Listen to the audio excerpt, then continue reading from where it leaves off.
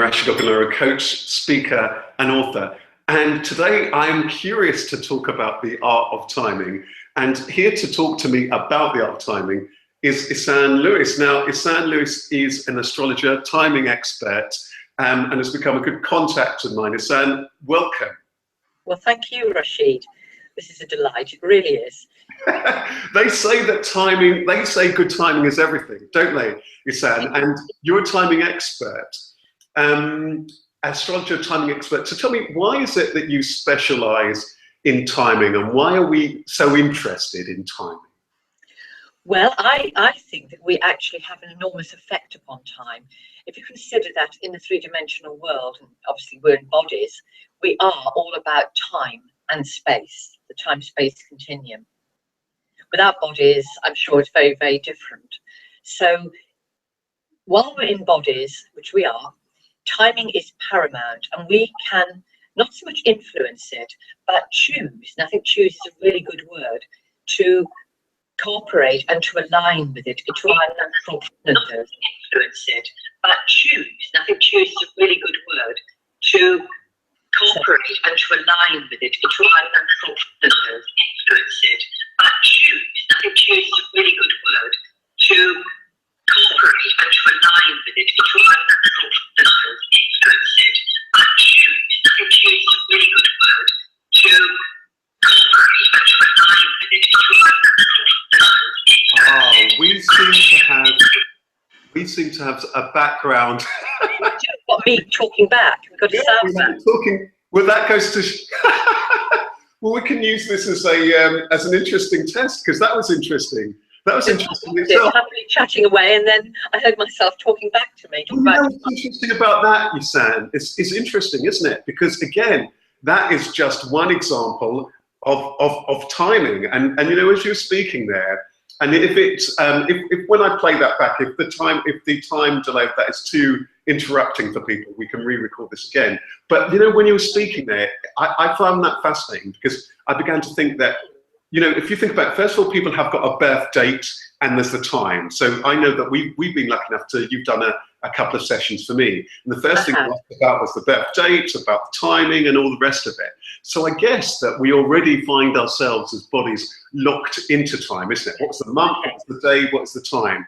And those are the starting points that you use, isn't it, as an astrologer, to help people to understand their charts. So can you tell us a little bit more about what bits of timing do you use as an expert, and why, and how do those things help us? So what bits of time do you use? Right. Well, I became fascinated by how planetary cycles, which have their regularity, intertwine with our own and our businesses.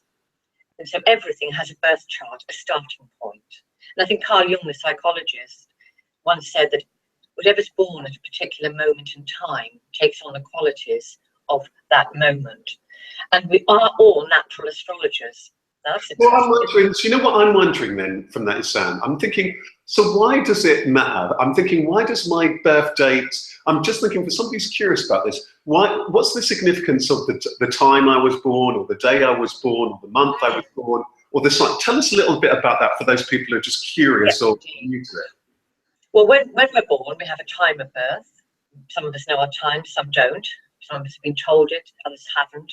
We have a full date of birth, and we have a town of birth. We're born in longitude and latitude, what I call the core coordinates, which we always have. The latitude bit, can you just tell us that bit? So yeah, you said there's the date, there's the time we were born, and then tell us that bit that you said about the longitude and the latitude bit. Yes, the town. So you get all those coordinates together, and then we see where the map of the heavens is in relation to it. And from that moment, cycles are set into motion. There's all the planets which have their different orbits. The moon takes 27.5 days to go through the signs. The sun takes a month to go through one sign. Mars takes 20 months to go through the signs. Jupiter takes 12 years. We all have cycles, and those planets are in a particular position in the heavens and to one another when we are born. So just so people who listen to this can follow it, and I bet lots of people find it fascinating. So I've got my date and I've got my time of birth. Yes. And then at the same time as that, there are all of you talked about the planets. So could tell us, what many of us will know is that there are the star signs that we're born into, the 12 of those. Indeed. Indeed, but we have the planets in the heavens in different signs of the zodiac. So we have a moon sign. The moon changes every 2.5 days of the month, and the moon sign is very much about your inner world, your first years of life, how you like your home, what your habits are like. Mercury can be in a different sign to your star sign you're born under, and that's how you think and learn best. Are you more analytical, more intuitive, a late developer, thinking wise, or whatever? So we start to get a whole picture, and that is really about astrology. But the art of timing is very much about the movements of the planets, the right optimum timing for startups. Obviously, we can't always choose when we're born, but we can choose a time, generally speaking, to expand a business, new branding, do a webinar, to have a change and to put an event on. So choosing the optimum time for that. And there are signatures, I call them signatures, in the heavens, which are weaker and which are stronger. So I worked that out mathematically to find out the best optimum time for startups. Right. So if I've got the date that I was born, the time that I was born, and then you said then there's some other key factors, key elements that are also going to have an influence on me. So you talked about, for example, the moon sign and the star sign. So tell us, can you walk us through those other externals, which many people won't know about? So you said the moon sign, and can you walk us through them all one by one for somebody who's kind of a novice and walking and following us on this? Well, the moon is always a timer because it moves very fast. It's a timer, triggers events based on larger cycles. So we can hone that in where the moon is. And I think it's quite important if we're dealing with anything to do with home, with property, with the birth of anything, that the moon is a very important player. Is it when one's looking at one's star sign and one's a chart, what are the which are the ones apart from my date of birth and my time of birth?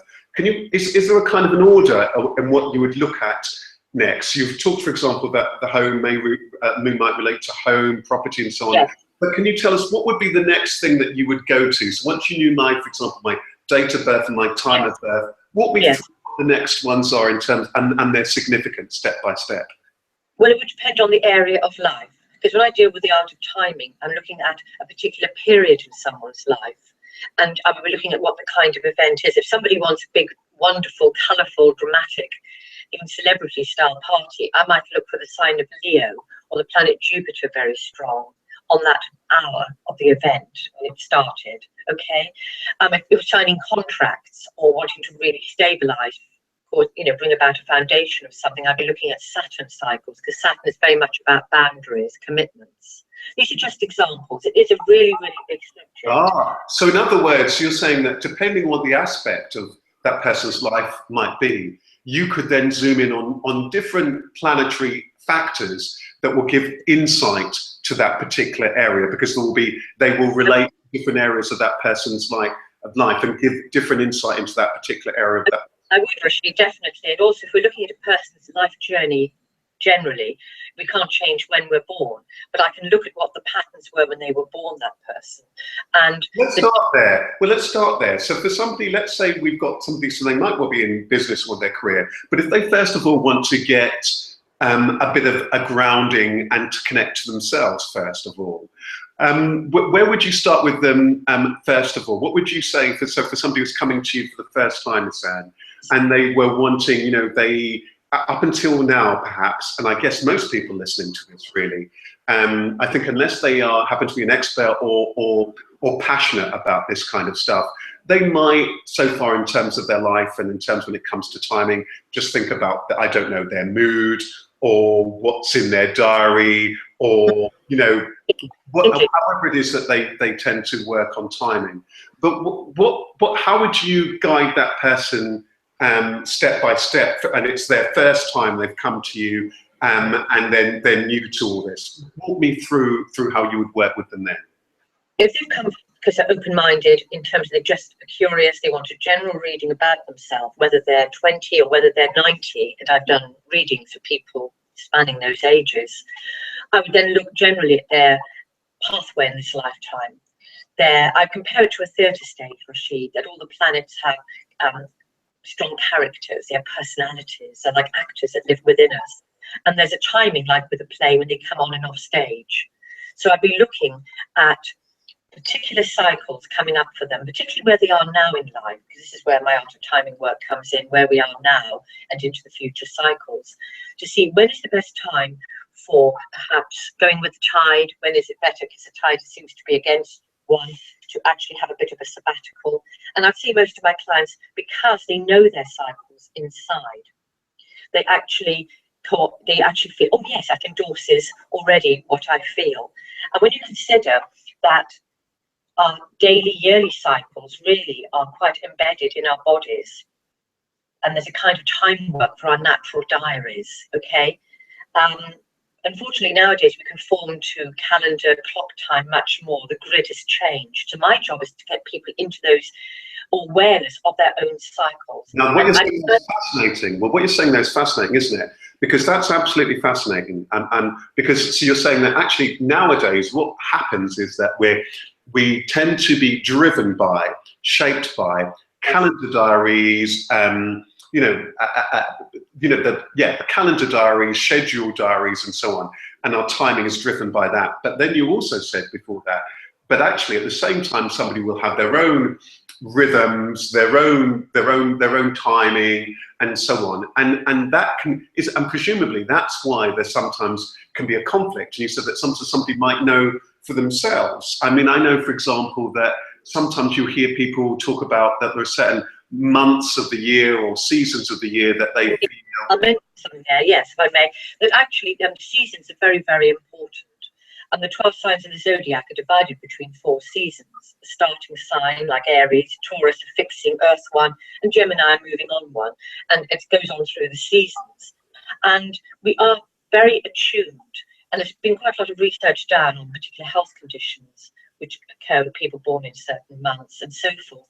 And what's quite interesting is on the equinoxes of the year, the spring coming up, March the 21st, and the autumn one, September the 22nd, around about that date in particular, that there's no saying about the blood changes at that time, or whether that's true or not.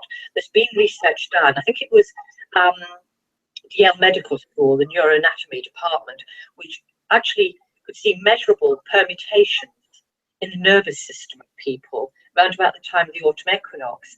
And what makes it even more interesting is that, not even more, but just as interesting, Rasheed, is that in the stock market and things to do with commodities and tops and bottoms, if you like, that period around about September 22nd sees a lot of highs and lows.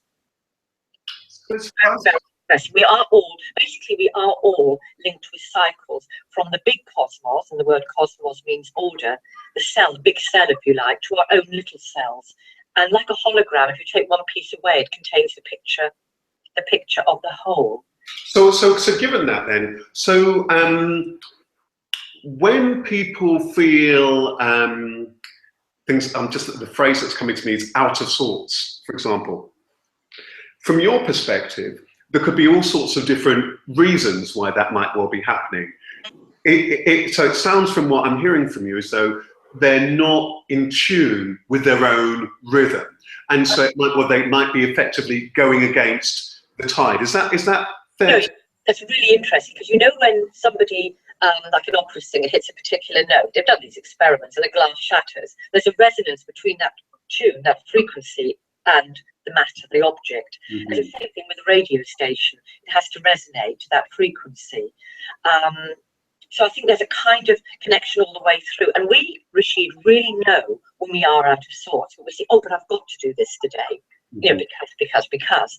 So again, my job is to say, well, maybe we do, but at least we're forewarned is forearmed and we can work with it. But if we have a choice of how we run, not so much our daily activities, but events which are important to us, we can actually start to trust that inner guidance. And my job really as a navigator is to really put people in touch with that. And one of the simple ways I do it is, because everyone understands when there's a new moon or full moon, you can check that in your diary, yes, in the newspapers, whatever.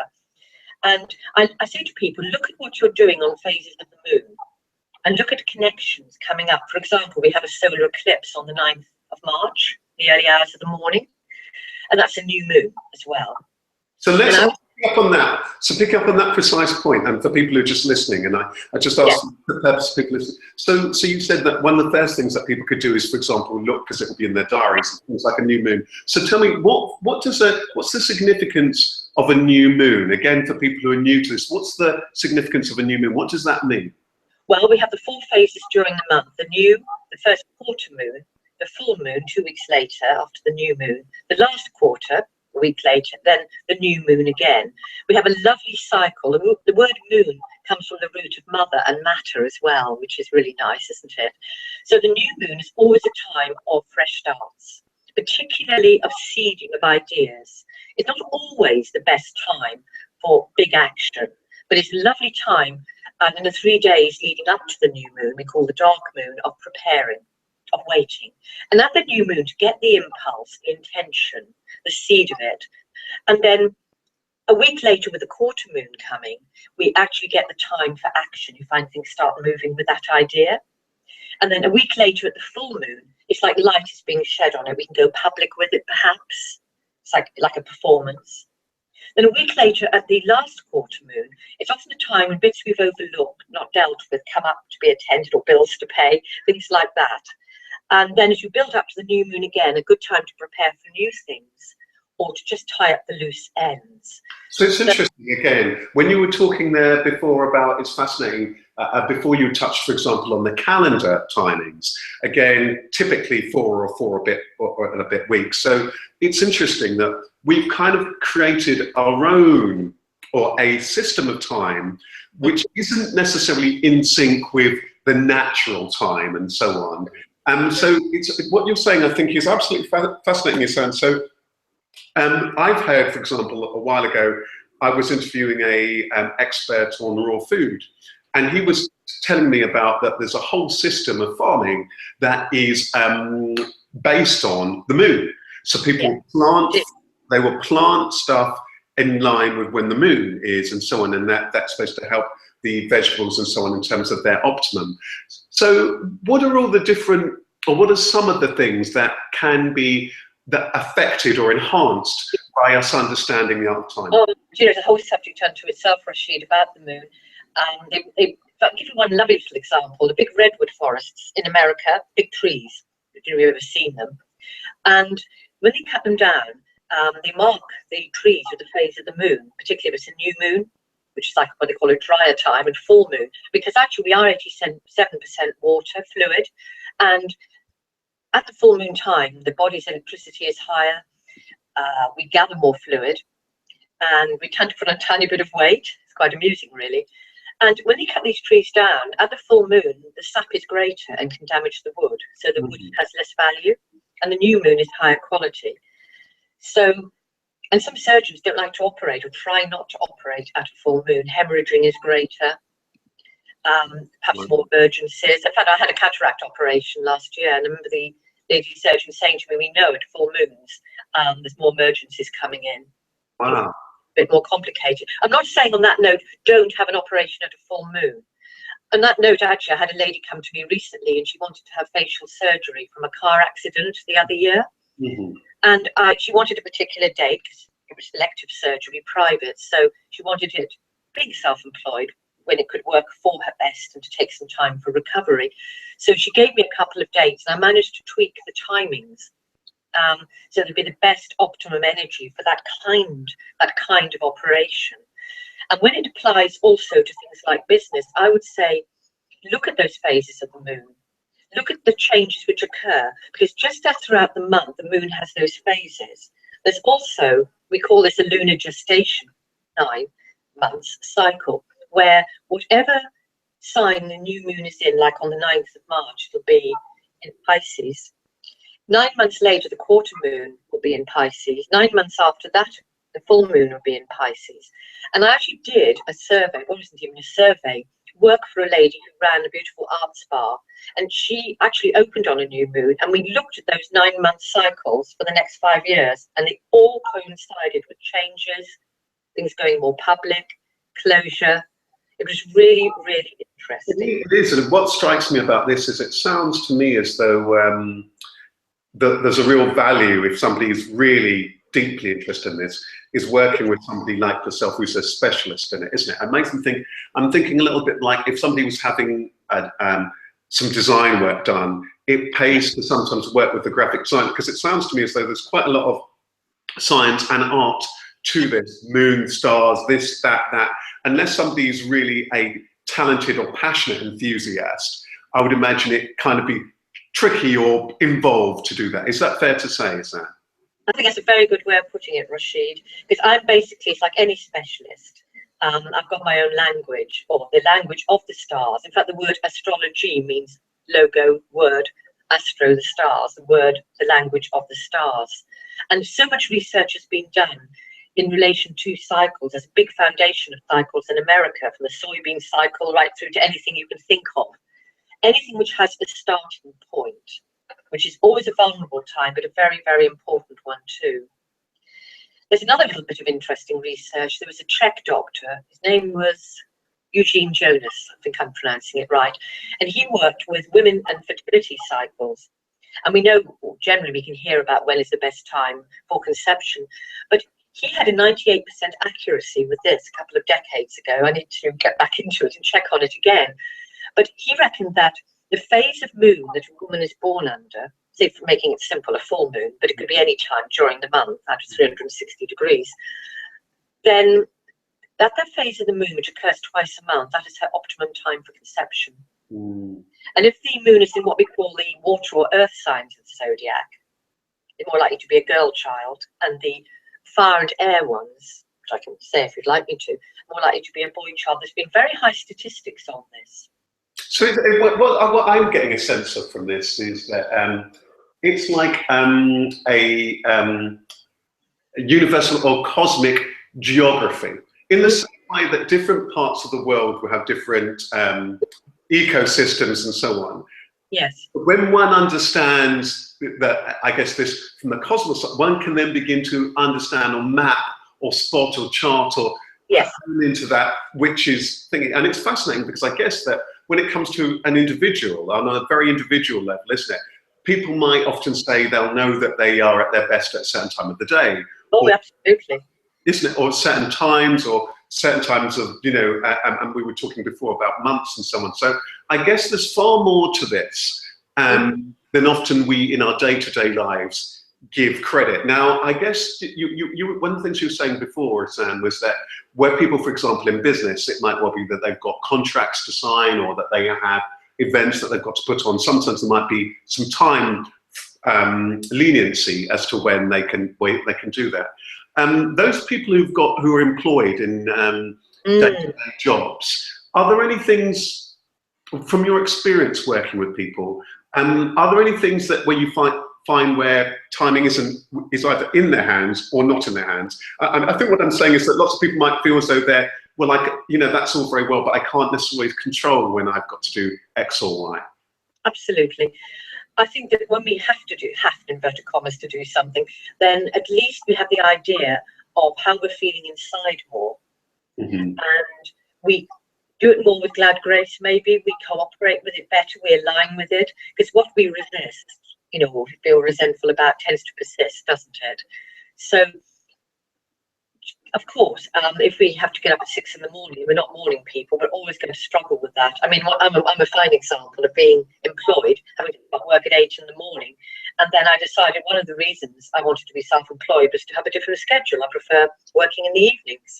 And I made a deliberate choice. But if I had stayed in the field I was in, with the knowledge I have now, I would just be aware that this is at least paying my bills, you know, it's something I want to do, this job, and do it more with grace. And therefore, I think the energy shifts. But I think that's another subject, really. But that's very powerful, and I think that's really, really useful advice. And I guess the flip side of that is that if somebody is finding, based on what you've said, for example, that actually I always feel that these times do or don't resonate with me and so on, that nudge might be a good moment for them to consider this stuff and perhaps to get some insight. Because it might be that they might discover that all sorts of stuff that is useful in terms of their own timings. Absolutely. And I think there are times in our life when skins are shed. Now, literally, we're shedding skin all the time, so they say, and hair, but we don't notice it in the way that nature is observable that way. But we still have natural cycles which are common to all of us. And we know very well, and we've heard about the 7-year cycles. There are other ones as well. So there's very important lunar cycles at the age of 27, a Saturn cycle at the age of 29. 35 is another one for really kind of growing up more in terms of our bigger purpose. And a lot of people find that's an important age. Another important one is 49 to 51, where I feel we have the opportunity to really heal parts of ourselves which are quite wounded from the past, or perhaps to help other people in that same arena of life. And you look at people's lives and how important those cycles I've just mentioned are. So that's interesting, again, what you're saying there, Ysanne. So you're saying that in the same way that there are, it seems, what I'm hearing from you is that there are all sorts of different, and perhaps at some points kind of interlocking, if you like, cycles. One, on the global level, there may well be these cycles in terms of key times throughout somebody's lives that are significant. Is that right? That's true. Those general ones apply to us all, but in our own charts, where the planets are, the signs of the zodiac they're in when they're born, the parts of our lives which are governed by them, they are going to be particular to ourselves as well. And I think it's very, very beautiful how we can sense the timing for change. I mean, I think it was Einstein who once said that the real purpose of timing is to prevent everything from happening at once. So when I said earlier, right at the beginning, that we are beings of timing and cycles, shouldn't we really honour that and get to know them more? So when I work with a client, I like to help them to be more in tune and to trust the time for perhaps getting more rest, for starting something new. On a daily thing, there are times when the moon is about to change sign. Yes, changes every 2.5 days, remember. And when it changes sign, it's called void of course, when it's not forming angles to other planets, what are called major geometric angles, before it moves into a new sign. And we get that every so often. And they could be as much, maybe a whole day when the moon is void of course, or for an hour or so. And those are times where actually it's like a kind of empty energy. You make the phone call, the person's not there.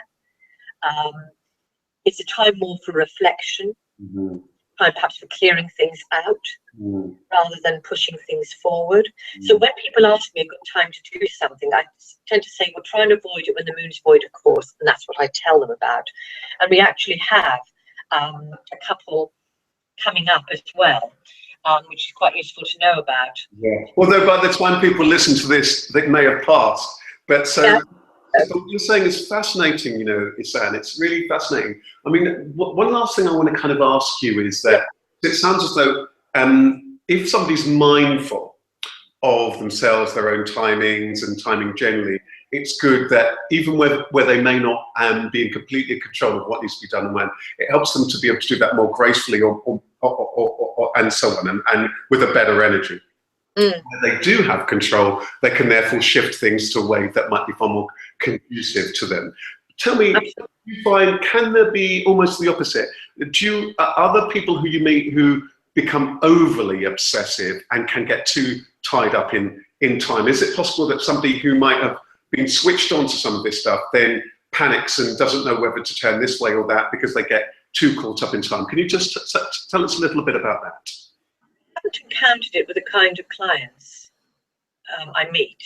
Normally people respect time in a sense more than that, but we do go about our daily lives and we can smile and think, oh, I had a feeling I shouldn't be getting that particular train or whatever it may be because there's been a hold up. You know, you just get that feeling the day's not going right, but it's not the end of the world. And I think people tend to come to me for more major things like planning a wedding date, for planning starting a business, doing a webinar. I'll give you one example. It was a friend, actually, is a friend, and she wanted 3 dates times for her webinars. Well, I did that, and they were really good, optimum times. And it turned out that she hadn't got the software ready, whatever it was, and she couldn't do them. But she was very wise, and she still used those timings I gave her for communicating with clients. So nothing is ever really wasted. And what I think is the beauty of the way I work is we actually do know our timings. And it's important, like with anything, because I don't do fortune telling at all. I like to look at the cycles, troughs and peaks, whether it's for businesses or for ourselves. And when we consider the whole clock, the wheel of the zodiac, to our signs 360 degrees, there have been traders in England, New York, Australia, wherever, who work with that wheel. And it's not astrology, it's the fractions of 360 by 30, 60, 90, 120. And you can tell when anything starts, anything charged with energy particularly. And we can do that in our own lives. We can look at 30 days, 30 hours, 30 weeks on, okay, when the change will occur, and 60 and 90. And the stock market works with that beautifully. And I've done some work with that. So when we're dealing with that, or we're dealing with our personal lives, let's look at the count. Let's look at these wonderful numbers, these cycles of that wholeness, the circle. And let's see, when we do something, how things start to change when we come to things like 30, 60, 90. I know we've got to add up, but it really, really works. And because we are, in a way, all part of the cosmos, we are all interlinked. And from the moment we're born, those cycles are very much set into motion. And I take it as a privilege, you know, to work with people that way. Wow, Ysanne, that was wonderful. Thank you so much. And if people are more are curious and they're keen to find out more or find out more about your work, what's the best way for them to get in touch with you? Well, the easiest way is via my website, which is Ysanne, which is spelled YSANNE.com. And that will give all the information they need on there. And I do write a popular blog, which is www.catching-the-wave.com. But that is also... So that was, did you say, is it YsanneLewis.com or is just Ysanne? Ysanne.com. Fantastic. Wonderful. Ysanne, thank you so much for your time today. I really do appreciate it. And a pleasure to speak to you. That's absolutely lovely. Thank you very much. Be looking out for that solar eclipse on the 9th of March and looking for 9 months ahead in December, any connections between how you're feeling, what's going on at that time, and 9 months further on. That's a little task to give the listeners. Fantastic. Thank you so much. Pleasure, Rasheed. Bye-bye.